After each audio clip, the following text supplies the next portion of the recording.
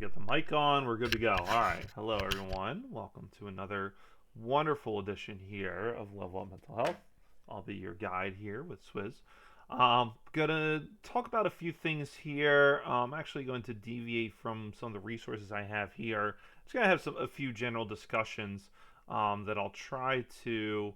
Yeah, I mean we'll see how things go here as we're continuing towards our path of betterment, right? But the first one here, I do have a nice skill as we go over and talk about codependency. So we will review this.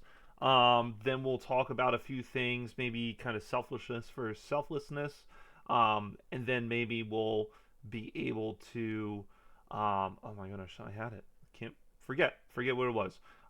There was another thing. Oh, okay. Just DBT skill of emotional intensity. I just kind of want to do a specific video for that. I know I've been meaning to do that, so we'll do that. But first, let's dive into what codependency is, and we'll kind of review again the impact that this can have on us, right? So let me pull up my little worksheet here. Here we are. And yeah, so this is a good topic here to discuss because there might be someone in our lives that we feel where whether or if you're seeing it too, where you often may feel like we're rescuing the rescuer in that sense, or that's the ultimate goal that we're trying to do, right? But the goal, or what usually can happen, is the fact that we feel we may have to be attached to others in that sense, right?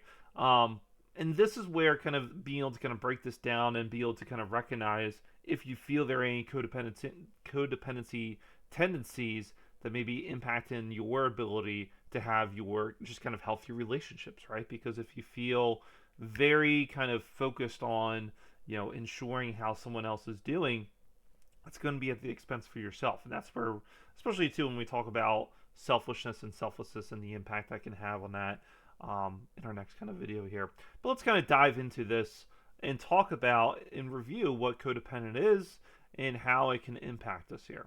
So, what is codependency? In general, codependency is the ability to feel you need to have that tendency to reach out, to be involved with someone, and essentially to the point where you feel that there's that responsibility of how others are in that sense. So the ultimate goal here is that this person may have good intentions behind it, right?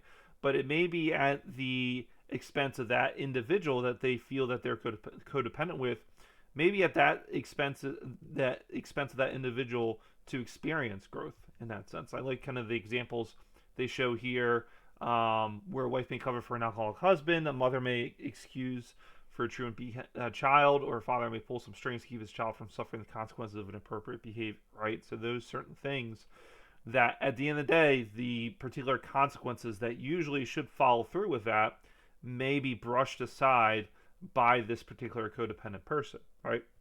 So obviously these rescue attempts are allowing on that needy individual to have that destructive course or whatever it may be, right? Kind of like the most common things is like substance usage, right? Where they talk about that, where if you feel someone is kind of invested in substances and that individual is really just kind of, whether if it's bailing out or if they make a mistake and just kind of going right in there for the rescue. And it can be hard, right? There's a lot of factors involved that lead to this codependency, especially if it's like a parent to a child, because you feel you're solely responsible for that, especially if that child is an adult, becomes an adult. And it's hard to take that step back and feel and just know that, okay, like this individual is now their own individual and they have to kind of do these things, right? But just with a parent, that kind of mindset, you do feel responsible knowing that this is my child. Like, how can I let them be, right? I think that's just where that healthy balance is needed for that. So some characteristics here, like we said, the exaggerated sense of responsibility for the action of others, tendency to confuse love and pity with the tendency to love people they can pity and rescue. I like that quote there. A tendency to do more than their share all the time, a tendency to become hurt when people don't recognize their efforts, an unhealthy dependence on relationships. Codependent will do anything to hold on to a relationship to avoid the feeling of abandonment. Extreme need for approval and recognition. a sense of guilt when asserting themselves, a compelling need to control others, lack of trust in self and or others, fear of being abandoned or alone, difficulty identifying feelings, rigidity, difficulty adjusting to change, problems with intimacy and boundaries, chronic anger, lying and dishonesty, poor communication, difficulty making decisions. Again, a lot of characteristics involved here for codependency, and it can be hard. Like I said, especially the guilt that someone may have because they feel that they are solely responsible for this individual. But as we're well aware, if you were invested into this particular person and you're having this codependency relationship, it not only is expending a lot of your mental energy, but it's really limiting the ability for the other person to experience the growth that they need, right? Good and bad. So, characteristics for codependency, some other ones as well. Kind of a lot of this is kind of repeated here. Afraid of being hurt or rejected by others. Perfectionists tend to minimize, alter, or even deny the truth for how you feel.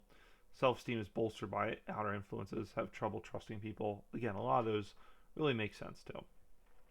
Particular attitudes for some codependent attitudes. I focus my attention on protecting others. Believe most people I know are incapable of taking care of themselves.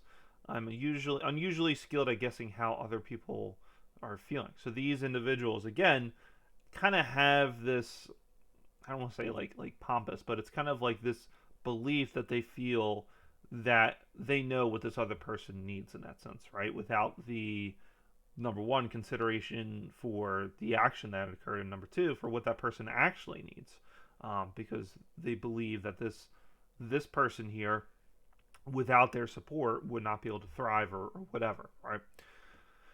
Now, here's the kind of the big question here is why do people come codependent, right? So, as with everything, a lot of it is based on childhood experiences in a dysfunctional home, right? Especially if there are things missing such as stability, security, trust, respect, bonding, honesty, and open discussions. This imbalance falls in adulthood where they follow the same rules. Again, makes sense. And, I've always said this too. I tell kind of the clients I work with is that I'm a big kind of believer in that tabula rasa, and yes, genetics has kind of that involvement there. And what tabula rasa is essentially is that we're born with a blank slate. So what that means is that behavior really kind of shapes how we view, how we have these particular perspectives on certain things. Because again, as a child, where you have limited information, you're learning these things from your parents, and you're seeing these things. You're developing that to be your rule book for life. And it's hard to break away from that, especially when that rule book of life that is being created, right, from the vision that you're seeing here or the experiences that you've had, continues to get validated. So you feel you kind of define what, is your version of love. You define kind of what a relationship looks like. You define kind of what support is. So it's interesting, again, kind of how a lot of it is rooted into the past, because, again, it makes sense. The more that you see these experiences, the more that book of your book of life is going to be well established, right? So certain things like the financially dependent on the when someone is financially dependent on an abuser or fears physical abuse, they may initially not have underlying emotional difficulties, but if they follow the same routine, they develop codependency as a result. So if there's particular fear that if there's retaliation from the particular abuser or whoever in that sense, right? That's where codependency can occur, or injury, or whatever it may be, right? Can be impacted as well too. People remain codependent frequently because they want to feel needed, admired, fear being alone, didn't want to lose their partner, feel guilty or responsible, fear shame or humiliation, fear financial ruin, physically fear an abuser, have nowhere to go, they're ignorant about codependency. One of the big things too is that it reduces that big thing of feeling like you're having that purpose in life, right? And it can be big if someone has, maybe not a lot going on or something that's kind of happening, and they're invested in this one particular individual.